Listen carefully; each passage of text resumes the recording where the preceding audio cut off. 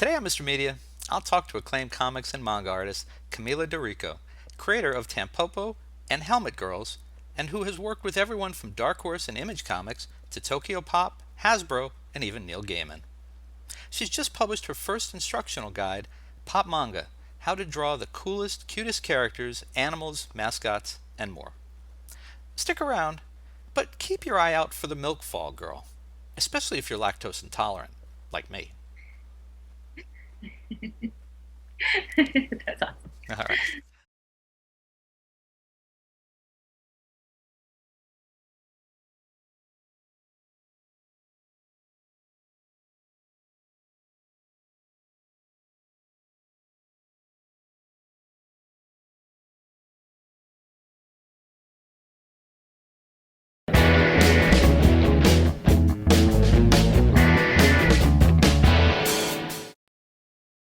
So much media, so little time. Who keeps track of it all? That would be me. This is Bob Andelman, and this is a Mr. Media interview, brought to you by Amazon.com, Audible.com, and 1-800-DIAL-DJs. Please stop by the website, MrMedia.com, click on our advertisers, support the show. And remember, there's more than 1,000 interviews available at MrMedia.com. We've been doing this since February 2007. Hope you'll find something you like. And thanks for listening.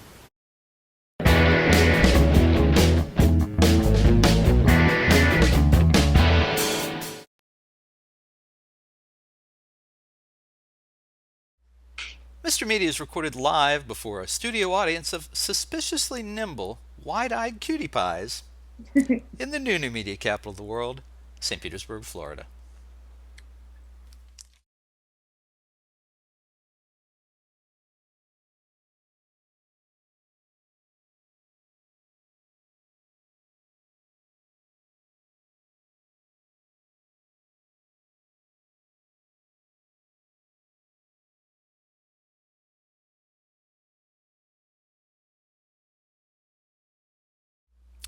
The thing I know for sure about artists, whether established veterans or determined beginners, is that they are always eager to learn something new about technique or the tools of the trade.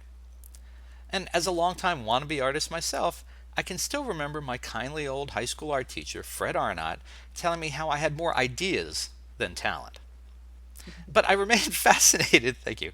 I remain fascinated by people who can do these things. So I've been thrilled to host a series of very talented artists on the show, including Mark Schultz, Christopher Hart, Chris Brown, Mark Anderson, Barbara Slate, and Richard Minsky, many of whom have given demonstrations and explanations of how they do what they do. Joining this esteemed group today is cartoonist Camila Dorico, creator of her own properties, Tanpopo and Helmetgirls, as well as being a leader in the international pop surrealism movement for her uniquely styled oil paintings. And of course, you may also know her for her work with Dark Horse and Image Comics, Tokyopop, Hasbro, Disney, Sanrio, and even best-selling author Neil Gaiman. Camila has just published her first art instructional guide, the beautifully illustrated Pop Manga. Pop Manga. Got it. I knew I'd mess that up. Pop Manga. How to draw the coolest, cutest characters, animals, mascots, and more. It was written with Stephen W. Martin, whose own credits include the CW's long-running series Supernatural and USA's Psyche. Now, if you're already a fan of Camila, you'll want to know that she'll be launching a redesigned website and a new e-store soon at CamilaD'Errico.com. And you can look for her, once that's up, 48-hour only sales of super limited fine art prints on the new site. In addition, Camila will be doing a book signing for Pop Manga at Golden Age Collectibles. I'm really having trouble talking today. Golden Age Collectibles in Vancouver on Saturday, October 26th, and she will be in Los Angeles from November 1st to 3rd for Comikaze Convention. Camila, welcome. Hey, Mr. Media. thanks for having me. Thanks for being here and allowing me to stumble through all sorts of tongue-tying stuff today. I don't know. Oh, we all have tongue twisters. It's all good. Every time you hear somebody say manga, do you want to just slap them?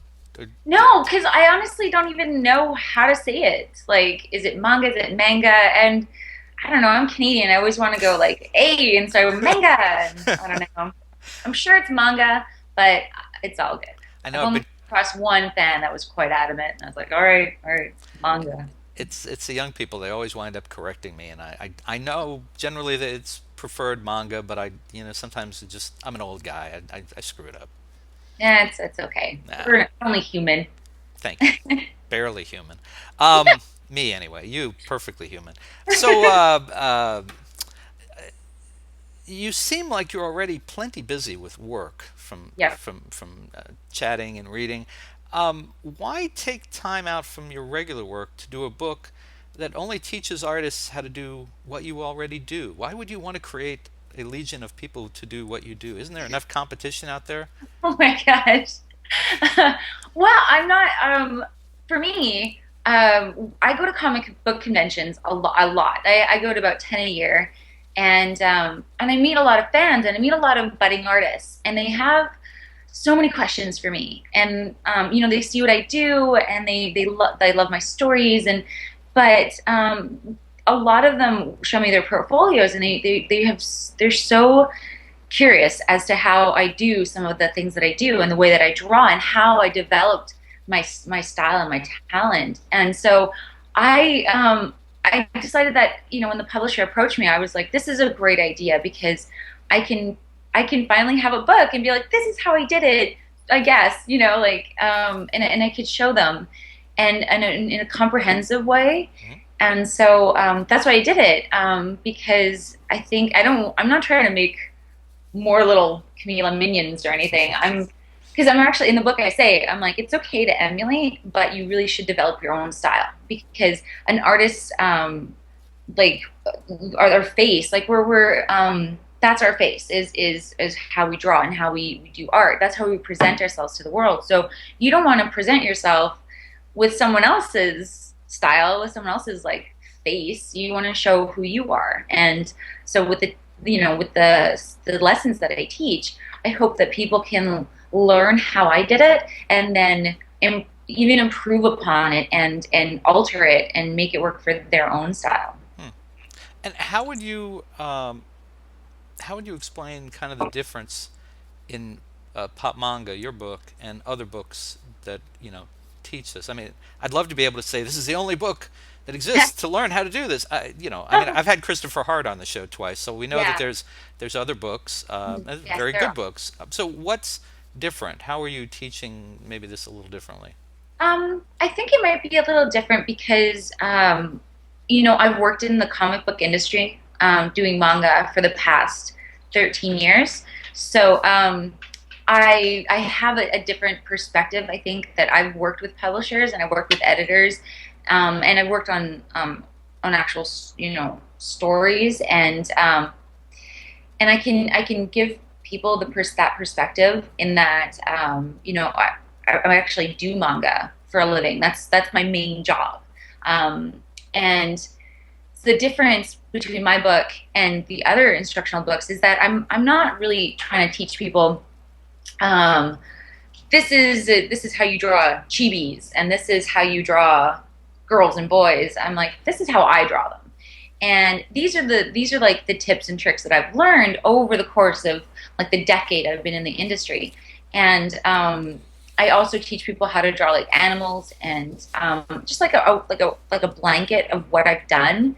And I also show them how they actually can put together a comic book page or a manga page, and how to draw a pinup. And so it's really quite vast what I'm showing them, but it's in the context of how I've done it. And I try to do.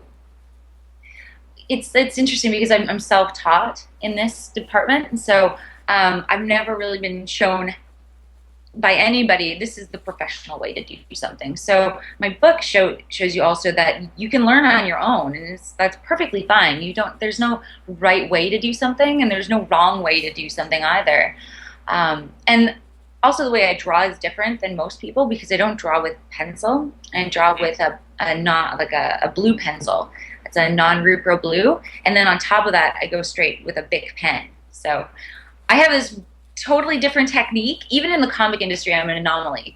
They're like, "Oh, you're your own penciler and inker. Okay, cool." So I show them how to do that, and I show it in very like a lot of steps. Um, I've never been a fan of the instructional lessons that go from like, here's a circle, here's a squiggly line, and here's the Mona Lisa. You know, it's just like, how did you get from that to that? So I tried to include as many steps as I possibly could, and I think my editor was overwhelmed by how much art I submitted because she's like, there's like 12 steps in how to draw one girl. I'm like, yeah, it should be like that. But we narrowed it down, um, so it's more concise in the book. But I think that's the difference between mine and like what's out there. So you created work specifically for this book, as opposed to some artists who might do something like this and go, well, let me see, I've got this picture over here, I'll write about that, and I've got this picture, so they don't have to do the extra work.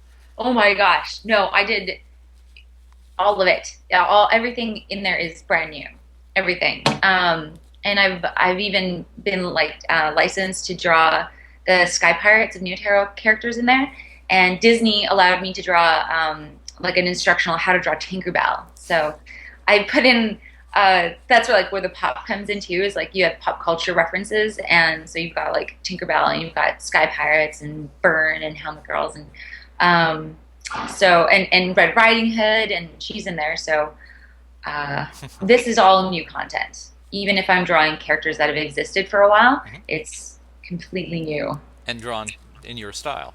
Yeah, Yeah. yeah, drawing style. And the thing I liked about the book is it's a very conversational book. It's very Yeah. personal. I do have a favorite quote, if you allow me. Oh yeah, please. That would be there's a page of how to draw guys for manga, and you write, or you or Steven, I don't know which one of you wrote See, this. Stephen, yeah, Stephen did the interviews, and he rewrote my words because He captured what you had to say about he things. did. Yeah, As you can see, I talk a lot. yeah. So, I that listen. If you don't, then I have to talk, and trust me, nobody wants to hear me talk. oh, Um, sorry. no, that's all right. So, my favorite quote from the book is, "Guys do not have big booties in manga." Manga. You wanna you wanna explain that a little bit for people who are going to be crushed to discover? I know. Well, it's true. It's true. Manga tends to the Japanese artists tend to sort of flatten their characters. Where, whereas if you've noticed, like North American characters, they're very voluptuous and they're very. They got massive thighs. I mean, that's why they put them in spandex because they want to show off those rippling muscles. Hmm. But manga doesn't really do that. They're all wearing like the best clothes you've ever seen ever. They have great sense of style, and so you won't see booty. You won't see booty. It's a shame. Booty should come more often in manga. I'm just reading along, and I thought, oh, that caught my eye. That was funny. I like that. And of course, Yeah. it's under a picture of the back of a guy, where you're Yes. showing how to draw this a male character, and so I just thought Yeah. it was funny. So if you're only looking at this book, and looking at the pictures, and you're not reading the text, you're missing out. Definitely give it a read. There's some funny things, and Inku's one of my favorite things about the book too. A little The blob. little yeah, little character. Exactly. So how did you get interested in, first of all, in comics at all, but in manga over comics, for example? Well, when I was first like I was about it was 18 when I first started taking comic books seriously, and I went to Comic Con and I saw all the amazing North American artists, and so I was really influenced by them. And then something changed between like when I was 19 and 20, when I was actually doing this for like publishers, and I started watching a lot more anime because YTV was really bringing in like Sailor Moon and Inuyasha, and so there was this big sweep in North America of anime, and I started to fall in love with that style. And I think what actually changed it for me was Tuxedo Mask in Sailor Moon. I joke he was really my first cartoon crush. I was seriously in love with him. Just good look. He's in a tuxedo. I've never seen that before. Who does that? Who puts crime in a tux? Guy. So I was like, this is an incredible style. And then I actually started to buy the Japanese versions of Sailor Moon and Tekken, not Tekken. Oh, I can never remember the name of this one show that I was watching. Anyway, so I was watching the actual Japanese stories, and they were completely different than the North American edited versions, and that really fascinated me because I realized that, bless you, that manga wasn't just about superpowers. You know, like Sailor Moon, yeah, she transforms, and that was one part of it. But overall, it was about, you know, these girls working together and going through a lot of everyday life issues, like boyfriend trouble. And I'd never seen that. Like, who does the comic books don't do that? They're more like you got angsty characters or superpowers, and they never take the time to say like, oh, I can't cook, you know. But manga did that, and so I kind of moved away from North American comics, not just because of the style that I really admired in the Japanese, um, you know, series, but in also the way they were telling stories. So I knew that that's what I wanted to do. I wanted to tell those kind of stories. I wanted to like focus on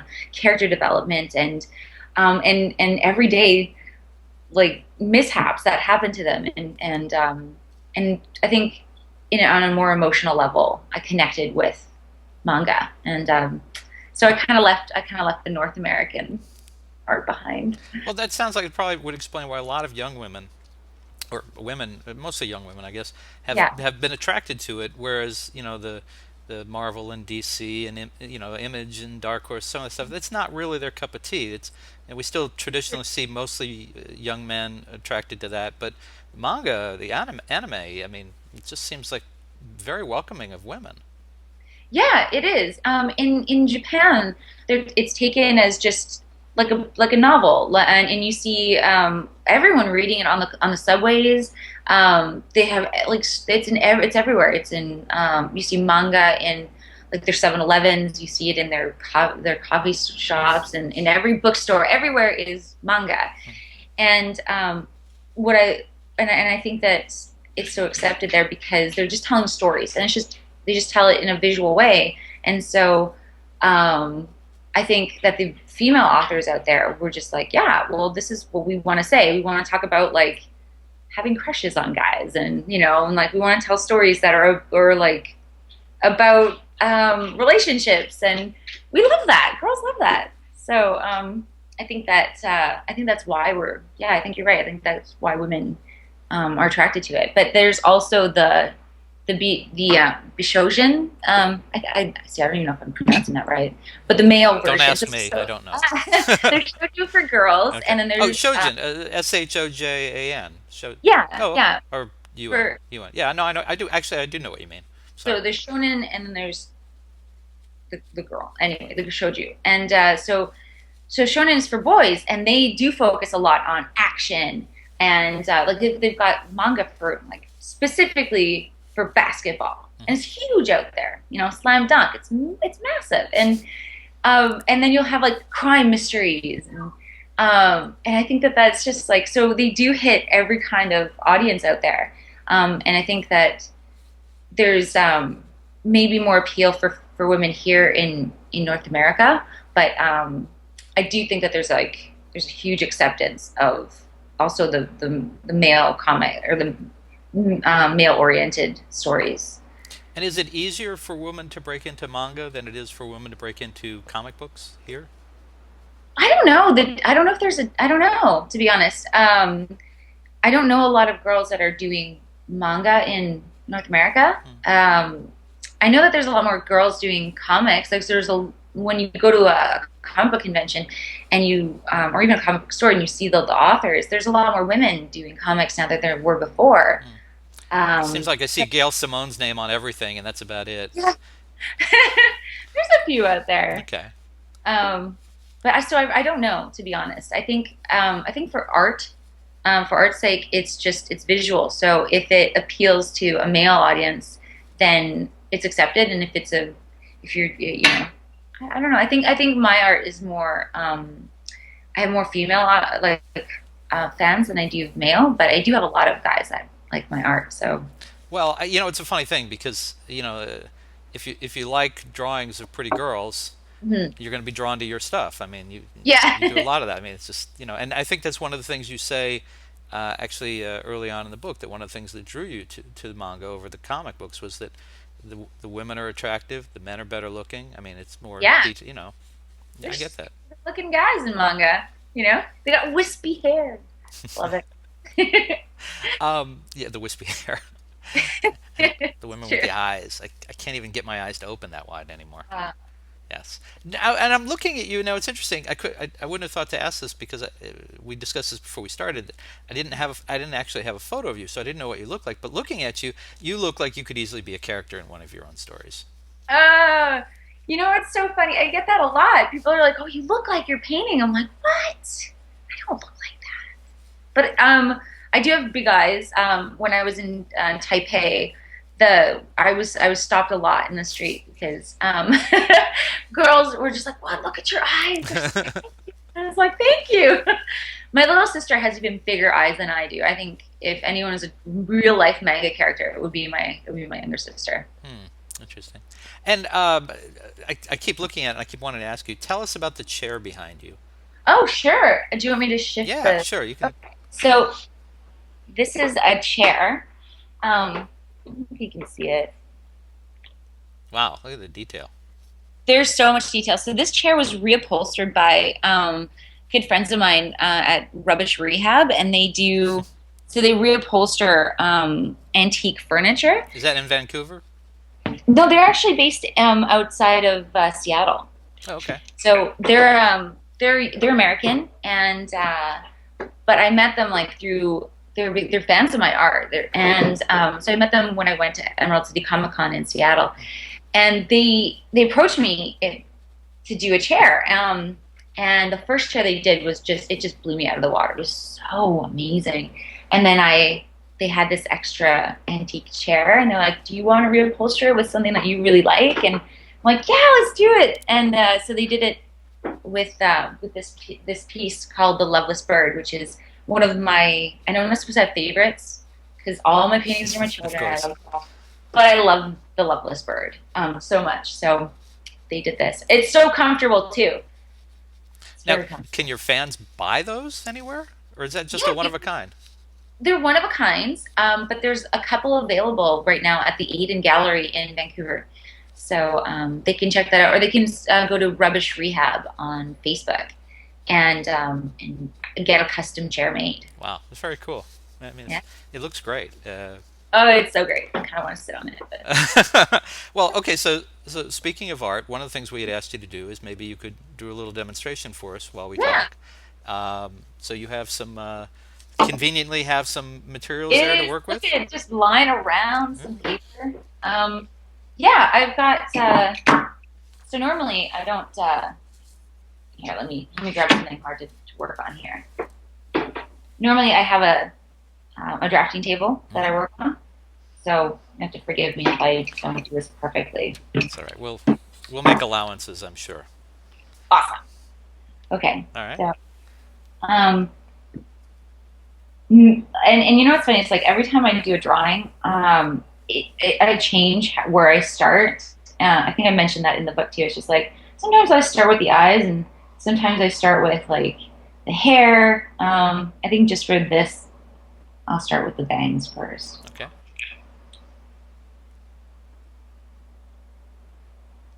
When did you first realize that you had the talent for art in general, and then to do this professionally? Oh wow, that's a great question. Because I'd always known that I wanted to be an artist. Growing up, and my mother encouraged me. But when I was a kid growing up, I thought I was going to be an animator for Disney. Hmm. Like my goal was to work at Disney, and so my whole high school career, I was working towards going into the animation program um, in Vernon, where I grew up. Hmm. And so I got into the program, but what happened was that I realized I didn't like doing 3D animation. I didn't like doing animation. I wasn't particularly good at it. I just drew. I drew all the time, Hmm. and that's sort of what I wanted to do. And I had been to Comic Con and I'd been approached to do comic books. So I was doing that on the side.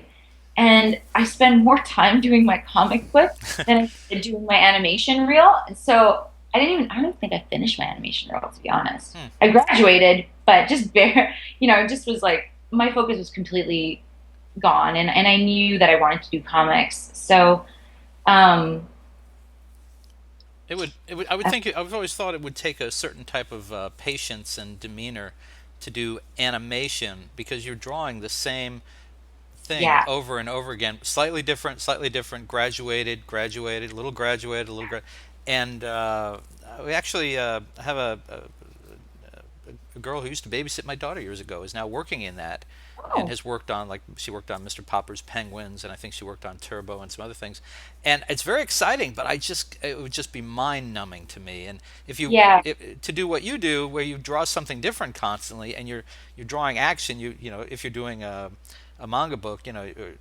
action as it may be, you're going from panel to panel and you're telling a story. That would be so much more appealing to me than to draw the same thing over 1,000 times. I couldn't do it. Yeah. There was some disillusionment when I went into the animation program because I was like, oh my God, you mean I won't be drawing, like, I won't be the main head animator. I'll be doing the shoelace for Mickey Mouse for the next 10 years. Like, Yeah. I think there was a lot of that where you're just like, oh, that's reality. This isn't high school anymore, where it's like you're not just having, your dreams kind of get Crushed. crushed. Reality, it gets you every time. Well, I'm thinking, we have the expression going postal for postal workers who just kind of Right. the mindless repetition and the drone of it. I would think that going animator would be kind of similar. It's true. So my best friend works in the post office, so Yeah, conversations like that all the time. I did that right out of college, in college and out of college for a couple of years, and I understand completely why those people sometimes just lose it. But Yeah. anyway, Well, not to be depressive for people who want to be yeah. animators. No, no, We not at need all. you. We need you. Yeah, but like I said, like there's a certain type of person who's drawn to that, and I'm just not that type. Mm. I'm much more I'm too chaotic for that. I realized very quickly too that I can't. I can work well with others, and I work well with my editor, but at the same time, I need creative freedom, and you won't. And I couldn't get that as an animator because I would always be doing somebody else's project, and I would always be doing somebody else's creation. So I didn't. I felt in that sense that I couldn't really express myself as an artist. Mm. So even though I'd be drawing every day, and that's what animators do, they draw every single day. It wouldn't be the kind of drawing that I wanted to do as for a living. And artists, we tend to get a little spoiled. Like we do. We're just like, well, that's not how I want to do my art. So I'm going to go and do my own art this way. And I think that's why artists struggle a lot of times is because we can't conform to a lot of. So this is my drawing, by the way. Oh yeah, it's kind of octopus girl. It's an octopus girl. I love octopi, and And, it's pretty fun. so tell us about the hair and tell us about the eyes because those are certainly Oh, sure. the soul of the manga character are the eyes. And It's very true. Well, so for me, as you can see, I work with a Bic, and it kind of has this sketchy quality to it. It's and so I love the hair because with a Bic, I get to do like every little strand of hair, and with the pressure, I can change it so that it looks like it's darker to lighter, and it has a more organic feeling to it than other kind of pens. So that's why I choose it, and that's why I love drawing hair so much hmm, because you get all these like little wispy, like little strands of hair, and it actually drove my inkers crazy in the beginning when I was doing comics because they would just do chunks, and I'm like, no, wisps! Don't you watch and anime? they just want to get through it. They just want to get through it, Yeah. right? And then of course the eyes. I mean, they're huge. They're huge on anime characters, and they're so expressive. Even when they're just like, she's just happy. She's just like content. Like if I saw this girl in the street smiling like that, I just feel like, oh, it's a good day, you know. And you could tell it even just from like the eyes, without even the mouth. So I think maybe just because they're so big, they can express so much more.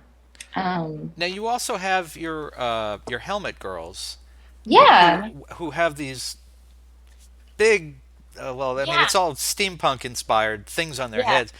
Where does that come? I was looking at that and going, yeah, I mean, where is that just fashion? Is it just fun to draw those things on their heads? What is that all about? Oh my gosh, people have been asking me that for years, and I wish I had a concise answer for you. I really don't. I think it in the very first Helmet Girl I ever did, very first one, is because I failed at drawing goggles.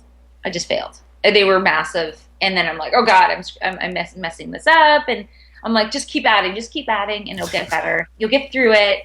And so I created my first Helmet Girl. I'm like, ooh, that's kind of cool. It was like more like Goggle Girl, and and then I just tapped into this other part of my creativity where I really like to like industrial machinery, and I think that also came from when I growing up. My father, he had three daughters, no sons, so I was kind of like the boy. I was always like the tomboy. I was always doing stuff with my dad, tinkering in his shop. I'd go out to Home Hardware with him, and I would just, oh my God, look at all these things, and I was just so drawn to mechanical objects. And so when I did that failed Goggle Girl, I was like, oh my gosh, well, what if I added some more like nuts and bolts here, and then at the same time that I was doing that, I was like watching more anime. I was more interested. I was getting interested in Japanese artists that weren't manga artists. They were just doing their own illustrations, and I was like, "Whoa, they're doing this too!" So it was this weird kind of, I don't know, parallel where I was doing this in North America and they were doing it there, and so I felt really inspired by them. And they really know how to do steampunk in Japan, and I just went with it, and so every day I would draw a different character, and they all are unique. So it's not. I get asked that question a lot too. It's like, or is this the same girl? I'm like, no, it's a totally different girl. And with anime, you can tell because the hair is different. So, So that's it. It's the hair. Okay. Because I actually wanted to ask you about that because yeah. I wondered what you would say to the American comics fan who they find for them that a great deal of manga kind of all rolls together. That it's just all a Mhm. bunch of the big-eyed, innocent characters, and that they're Right. kind of indistinguishable. And at the same time, and I'm not saying that to be condescending to No. the craft because it's just kind of a general American perception of the Marvel DC kids. They'll never get that stuff. But at the same time, because your book Pop Manga is geared to as an instructional guide, Mhm. I'm wondering how prospective manga artists who might read the book, how they can overcome this and be, Yeah. make it clear that they're all different characters and they're very, they stand alone. Yeah, and I think that you're right. Like a lot of people have this perception that they're all the same character, and I made my own joke there where it's like, oh, you can tell because the hair is different, but like you kind of have to make fun of it, like you just have to roll with it. But I think that the people who say that maybe they haven't they've only seen one kind of anime, or they've seen a lot of the TV shows tend to have the same style. And I think, if you look at, oh boy, I'm at a loss for, but I think maybe what happens is that people just, they need to like go beyond what they've seen and maybe try picking up different books because, I think that a lot of North American comics, they draw the same way. It's like muscular guys, voluptuous girls. Um, Wait a minute, wait a minute. You can't tell the difference between, say, Power Girl and Ms. Marvel because they seem so different to me.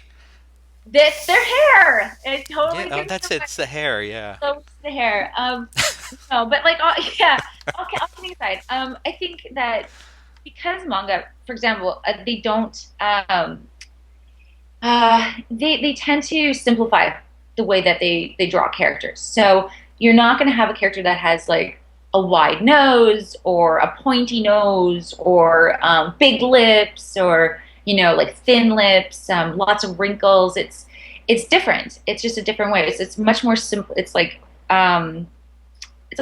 airbrushing. You've taken out all the blemishes, all the things that like there's no crinkles in the cheeks and or dimples, and so they've taken that away, and that I think is what people in North American comics do really well is that they use those to their advantage. They use like the different noses, but The um, hyperrealism. yeah, the hyper, yeah, exactly. So what I say is like you can change the way that you draw your characters. You can have like a girl who has a rounder face, a girl who has longer face. Like you can change the shape of the eyes. You can. There are many things you can do to change it, but still stay within your style and your comfort zone. And of course, like with manga, the biggest asset is like the hair, and it's like and what the problem is when two characters have similar hair, then you're like, I don't know that's what's going on, and because it's all black and white too. That's the other problem is that it's all black and white. Hmm. So North Americans have the other advantage of color. It's like, well, that's Phoenix because she's got red hair. That's not Rogue because you can tell. Um, so I think that what the Japanese have done with how they draw, I think it's amazing because I can always tell when characters are different. So I don't have that problem. But I'm sure that when you put a lineup of the X girls, it's like they're gonna look alike. They're gonna look alike. Uh, maybe. Yeah, maybe. So what is it as we kind of wrap up here, I guess? But what is it that a would-be manga artist, a young manga artist, or someone who's just trying they don't have to be young, obviously, but what is it that they get wrong the most? Oh, I think they get down on themselves.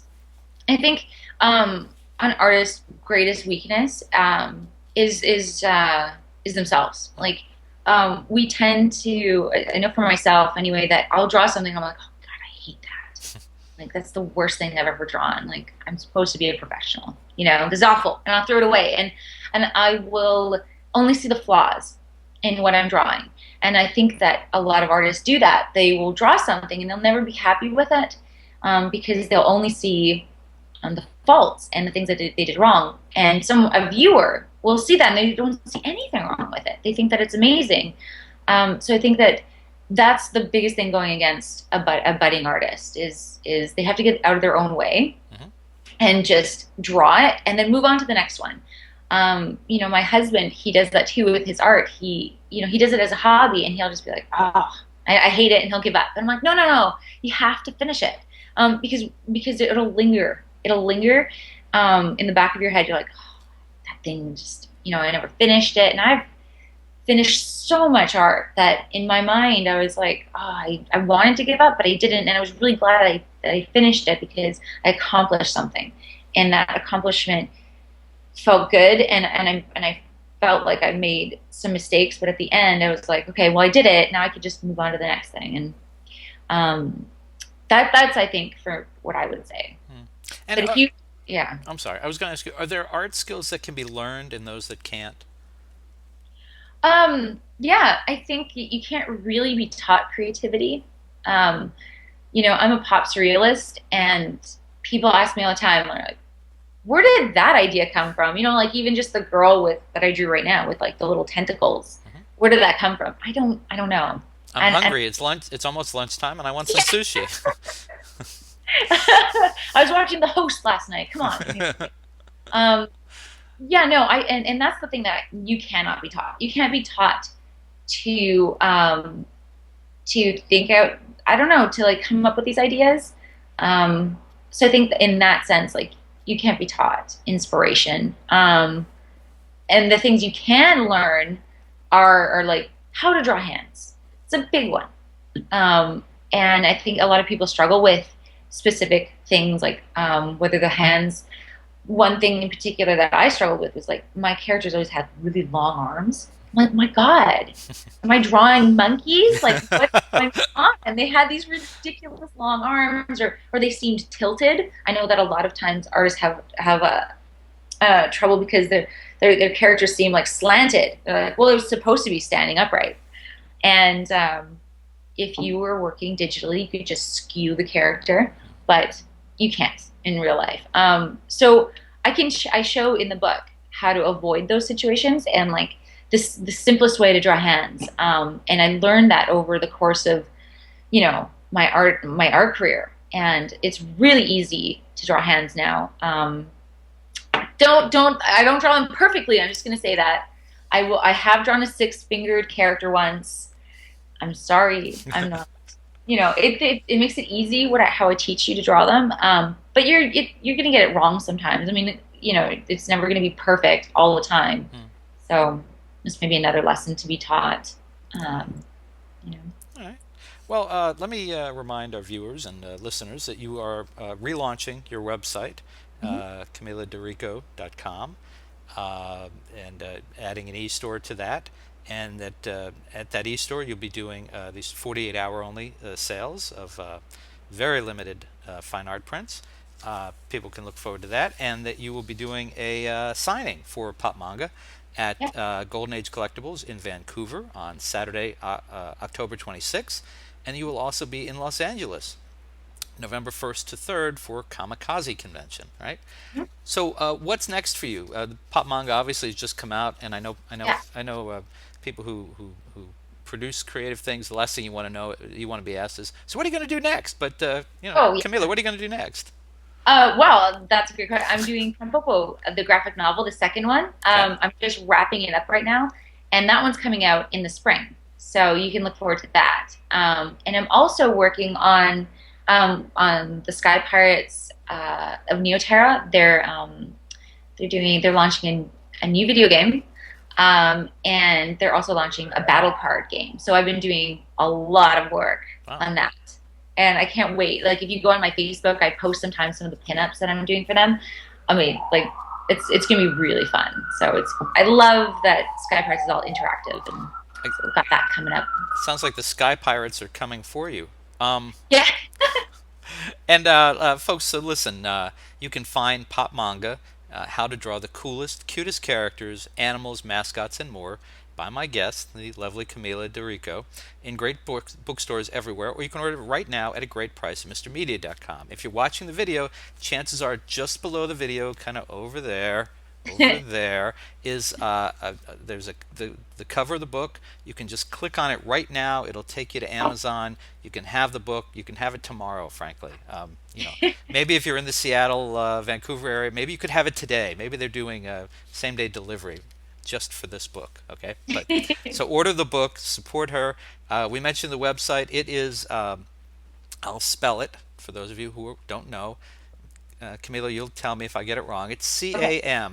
CamilladD'Errico.com.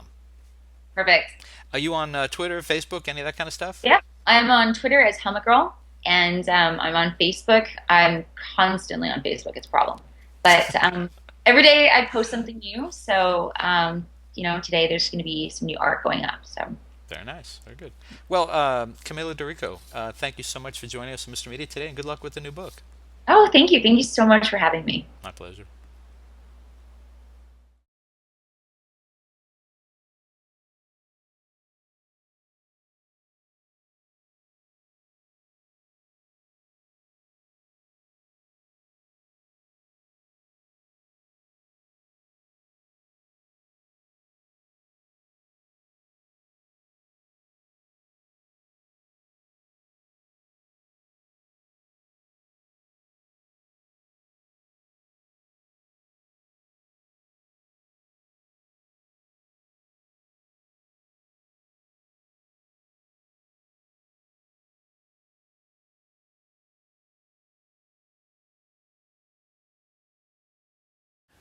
You can see and hear almost 1,000 Mr. Media interviews by visiting our main site, mrmedia.com, mrmedia.com. Or check out the more than 200 video interviews on the Mr. Media radio site on YouTube.